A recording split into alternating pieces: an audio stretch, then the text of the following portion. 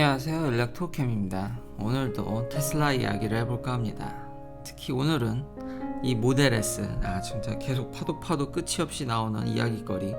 이 지금 100까지 가속하는데, 이건 미국 기준이니까 60 마일 per hour면 킬로미터로 환산하면 96km 정도 되겠죠. 거기까지 가는데 2초가 안 걸리는 것에 대한 그 뒷이야기, 좀 더 그 뒷이야기를 자세히 한번 다뤄볼까 합니다. 그게 좀 재밌어서. 바로 핵심은 이겁니다.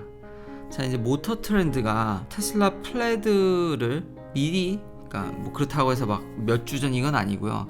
행사에 앞서서 조금 더 앞서서 이 차를 테스트해 볼 기회가 있었고, 그걸 이제 테슬라와 조율하는 과정이 참 재밌습니다. 일단 기본적으로 깔아두는 거는 이제 차량의 이런 스펙, 이런 성능, 그러니까 난 뭐 100까지 가속하는데 몇 초가 걸려. 근데 이건 역시도 타이어가 어떠냐에 따라서, 도로 상태가 어떠냐에 따라서 사실 그러니까 변수가 참 많은 거죠. 당연히 힘도 좋아야겠지만 이런 주변 환경도 영향이 있다라는 겁니다. 그래서 모터 트렌드가 그걸 이제 집요하게 파고듭니다. 이제 역사와 전통을 자랑하는 무려 72년이나 된 저널입니다. 그러니까 굉장히 신뢰를 많이 하지만 최근에는 좀 전기차에 좀 부정적인 시각. 물론 이번에 테슬라 플레드에 대해서는 내연기관 편이었던 기존의 자동차 저널들도 좀 이제 중립적으로 바뀐 뉘앙스가 보입니다. 역시 성능 앞에서는 장사 없죠. 일단 모터 트렌드가 어디를 파고들었냐면 이 VHT, 슈퍼 스티키 VHT를 파고들기 시작합니다. 이걸 왜 파고드냐면 테슬라가 지금 이 성능을 내기 위해서 도로 컨디션을 이 VHT가 섞인, 그러니까 VHT 코팅이 된, 왜 이 테슬라가 이거 얘기하냐면은 우리가 이런 영상들을 보면은 드래그 레이스를 하지 않습니까? 그런 공식적인 드래그 레이스, NHRA의 공식적인 그 규격이 도로에 일정 아주 스티키 코팅을 한, 그게 이제 정식 규격입니다. 그러니까 테슬라 측 입장은 우리가 이렇게 스페셜하게 드래그 레이스를 일반적인 사람들조차도 그런 데서 이제 테스트를 하기 때문에 그 공식 규격에 이제 맞춰야 된다라는 게 테슬라 입장이죠. 근데 이런 도로 위에서는 성능이 좀 증가됩니다. 이 모터 트렌드도 거기 가서 이제 이야기를 하는 걸 보면은 이렇게 신발만 얹어도 마찰력이 어마무시해서 이게 잘 미끄러지지 않는다고 합니다. 그러니까 그런 조건에서 테슬라가 이제 모터 트렌드한테 욕을 했는데, 당연히 모터 트렌드는 야 그거 일반 도로 아니잖아. 니네 이거 성능 약간 이거 부풀려졌구나. 이제 그걸 이제 파고들기 시작하는 거죠. 이제 테슬라 입장은 아니 근데 일반적인 사람들조차도 특별한 아주 이렇게 복잡한 트랙이 아니라 직선주로기 때문에, 물론 당연히 거기에 이제 룰과 규격과 그 라이센스도 뭐 필요하지만 그렇게 일반인들도 하기 어렵지는 않습니다. 그러니까 이제 테슬라는 거기서 테스트를 해야 된다. 이제 모터 트렌드는 아니다. 그냥 아스팔트에서 해야 된다. 뭐 티격티격 합니다. 결국에는 이제 테슬라 입장을 들어주게 됐고, 그 또 중간에 또 업데이트는 사실 한쪽은 이제 모터 트렌드도 테스트하고 테슬라 입장도 테스트해서 뭐 두 가지를 좀 해보고 싶다 그랬는데, 결국은 거의 이제 테스트 당일이 와서는 테슬라 쪽 입장만 이제 반영되게 됐죠. 그리고 심지어 이제 드라이버도 테슬라 측에서 테스트 드라이버를 해야 된다라는 점, 뭐 그렇게 됐지만 근데 사실 이게 큰 의미가 없는 게 어차피 차는 출시됐고, 그 출시되면은 모터 트렌드도 당연히 쉽게 시간이 지나면 테스트를 해볼 수 있는 문제인데, 요게 좀 티격태격 하는 게 참 재밌었고, 도로 컨디션 갖고 이야기를 하면서 저도 이 도로 상황이 어떤지에 따라 성능이 차이 나는 그런 것을 알 수 있었는데, 물론 그래서 어마무시하게 차이 날 줄 알았는데, 여기 뭐 표현에도 no drama라고 했죠. 자, 이게 그 결과입니다. 이 프랩이 그 코팅된 서페이스 트리트먼트가 된 데서는 1.98초가 맞습니다. 그러니까 누가 지금 테스트를 하더라도, 딱히 그렇게 아주 전문 드라이버가 아니더라도 당연히 치타 스탠스라든지 지금 테슬라가 하라는 그것만 맞아주면은 1.98초 타이어를 슬릭이라든지 그런 레이싱 타이어를 낀 게 아니라, 물론 고성능 타이어긴 하지만, 근데 이제 도로가 바뀌면 아스팔트 위에서 하면 뭐 한참 늦어질 줄 알았는데 그렇지 않다라는 거죠. 0.1초 정도 차이 나는 건가요? 요 정도다. 여전히 2.07초도 여전히 프로덕션 카드 중 가장 빠르며, 당연히 포르쉐 타이칸 터보 S보다 빠르고 일반 공도에서 이거보다 빠른 차를 보긴 거의 불가능합니다. 이 수치 역시 그냥 아스팔트에서 페라리 최상급 라인업들을 그냥 씹어먹는, 그냥 발라버리는 스펙입니다. 그냥 별로 큰 차이는 없다. 그러니까 이 정도 차이인데 왜 이렇게 테슬라가 이거에 열을 올렸는지 잘 모르겠으나 여전히 괴물 같은 스펙이고 성능이다. 또 하나 치타 스탠스라든지 이게 치타 모드라든지 플랫 모드, 그러니까 이 가속을 끌어내기 위해서는 약간의 시간이 걸립니다. 그 조건을 맞추려면 뭐 조건이 맞은 다음부터는 계속 지치지 않는 성능을 보여주지만 초기 조건, 일종의 이제 내연기관에서의 런치 컨트롤이라고 보시면 될 것 같습니다. 근데 그거 없이 그냥 밟아버리면은 한 2.2초 정도 나온다고 합니다. 그래도 무지무지 빠르죠. 2.2초도 이건 정말 이런 성능이 일반 공공도로에서 필요할까라는 생각도 한편으로, 그렇지만 이제 선망의 대상이죠. 너무 괴물 같은 성능에 압도돼서 저도 이게 이런 게 도로에 돌아다녀도 될까. 근데 그런 이야기가 실제로 여기도 그런 표현이 나옵니다.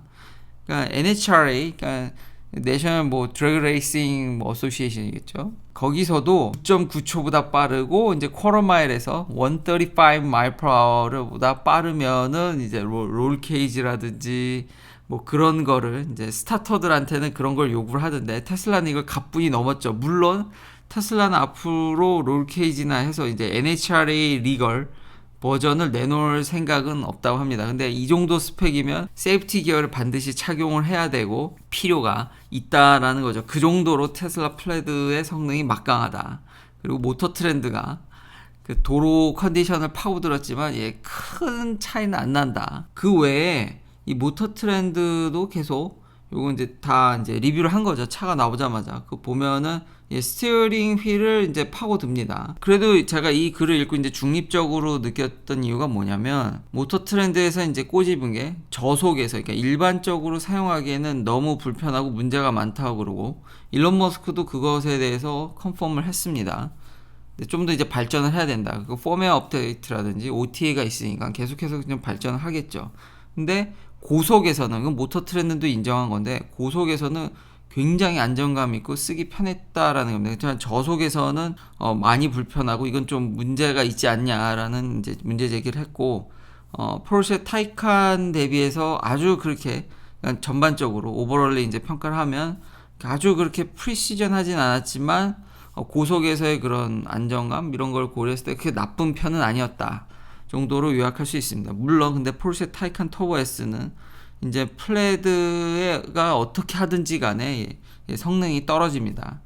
그리고 연속적으로 테스트해도 뭐 이미 모델 S 롱레인지에서부터 이미 그건 해결된 문제긴 하지만 몇 번을 테스트해도 결과는 바뀌지 않습니다. 그리고 가격도 훨씬 더 가성비가 좋죠. 그리고 이 플레드랑 지난 버전인 모델 S 롱레인지 루디크러스 모드 이런 거에 비해서 배터리 용량이 한 4kWh 정도 줄었습니다. 이 레이팅이 나오는데 딱 100kWh고요. 기존에는 이제 좀 더 버퍼를 넣어줬는데 그 부분이 줄었고 그 무게가 좀 더 감소했습니다. 아무래도 배터리가 조금 줄었으니까 무게도 감소했겠죠. 그리고 이제 다른 부품들의 경량화, 이제 여러 가지 이미 경량화 작업이 들어갔기 때문에 무게가 좀 줄은 것으로 보이고, 그리고 테슬라가 이미 밝히기로는 이제 조금 줄었지만 쿨링이라든지 여러 가지 효율적인 면을 개선했기 때문에 뭐 결국은 그래서 배터리 좀 줄였으니까 어제도 얘기했듯이 배터리가 핵심이고 가격이 제일 많이 들어가니까 이걸 좀 줄이는 게 결국은 원가 절감과 수익성 강화로 이어지겠죠. 그리고 모터 트렌드도 계속 그걸 또 얘기하는 게 이건 확실한 것 같습니다. 모든 지금 현재 출시된 차를 타본 사람들의 동일한 얘기가 차가 너무 조용하다라는 겁니다. 그러니까 확실히 좀 더 여기서도 그런 표현이 나오거든요. 실제로 모터 트렌드도 좀 더 럭셔리해졌다. 좀 더 이게 높이가 낮아지고 와이드 바디로 되면서 실내 공간이 좀 넓어지면서 정말 조용하다.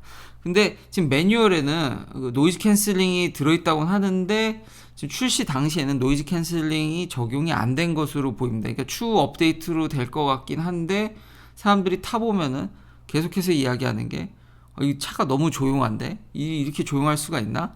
잡음도 안 들리고 외부 소음과 이게 완전히 단절된 그런 거를 계속 많은 사람들이 이야기하는 거 봐서는 굉장히 마감이 좋아졌다든지 의외로 테슬라가 초기 모델들을 굉장히 심혈을 기울여서 만들었나요? 근데 다들 너무 조용하다. 너무 조용하고 괴물 같은 성능. 모든 면에서 well around로 진짜 잘 만든 차다. 이거는 그렇게 정리를 할 수 있을 것 같습니다. 그리고 또 하나 그 구독자님께서도 이걸 댓글에 남겨주셨는데 이제 브레이크가 오버히팅 됐다고 테스트하는 동안 브레이크가 좀 약한 것 같다라는 이야기를 모터트렌드에서도 했습니다. 근데 또 오해하시면 안 되는 게 이게 지금 이분들이 정말 극한으로 몰아붙이고 트랙에서 달렸기 때문에 이런 거지 일반 용도로는 차고도 넘칩니다. 그리고 이 출시 전에 이런 것들을 그냥 아무렇지 않게 그냥 넘겼는데 참 테슬라는 그냥 있는 그대로를 보여주는 기업 같습니다. 이 사람들이 이 출시 전에 공식 홈페이지 모델 S 이미지를 보면은 브렘보 같이 보이는 지금 이 빨간색 고성능 브레이크의 상징이죠. 이 빨간색 브레이크가 그냥 검은색으로 어떤 변화인가 많은 사람들이 그런 것들을 이야기했는데요. 실제로 전보다 브레이크 사이즈가 이제 성능이 올라갔으니까 이제 커진 건 맞는데 여전히 좀 트랙에서 아주 극한으로 몰아붙이기에는 조금 부족하다. 트랙으로 타실 거면은 브레이크는 업그레이드를 해야겠죠. 근데 다시 한번 오해하시면 안 되는 게 일반 공공도로에서는 차고도 넘칩니다. 전혀 부족하지 않다. 오버스펙이지만 지금 얘기하는 건 이건 완전 트랙에서 경주용 차로 완전히 헐시하게 몰아붙였을 때의 얘기니까 전혀 문제되진 않지만 포르쉐라든지 BMW에서도 그런 트랙용 패키지를 내놓기 때문에 그런 자꾸 비교가 되는 것 같습니다. 그리고 또 조그맣게 주식 얘기를 해볼까 하는데요. CNBC에서 CNBC답지 않게 이런 자극적인 타이틀로 테슬라 주식을 기회가 되면 사라는 거죠. 계속 사라. 이런 걸 그냥 대문짝만하게. 그리고 저는 별로 차트를 좋아하지 않기 때문에 200일 그러니까 200day 무빙 이 에버리지를 보면 의미가 있다라고 하는데 사실 이 내용보다 요즘 이 테슬라 주식에 대한 평가를 보면은 로빈후드라든지 그런 어카운트에 이제 골드 멤버로 하면은 막 이렇게 리포트도 보내주고 혹은 다른 증권사에서도 고객들한테 애널리스트들의 리포트들 혹은 이제 한 애널리스트가 아니라 여러 애널리스트들의 분석들을 이렇게 보내주는데 보면은 옛날에는 이렇게 공격적으로 사라는 전문가들이 별로 없었는데 굉장히 제가 체감하기엔 많이 늘었습니다. 진짜 그냥 사라. 왜냐하면 저점에서 사는 건 좋긴 하겠지만 싸게 사서 비싸게 파는 게 주식의 원칙이지만 사실 그 저점을 최저점을 알기란 너무너무 어렵죠. 그러니까 적정한 타이밍을 재는 거는 거의 뭐 10만이 아는 거기 때문에 그러니까 그 기회가 되면 사라 이거죠.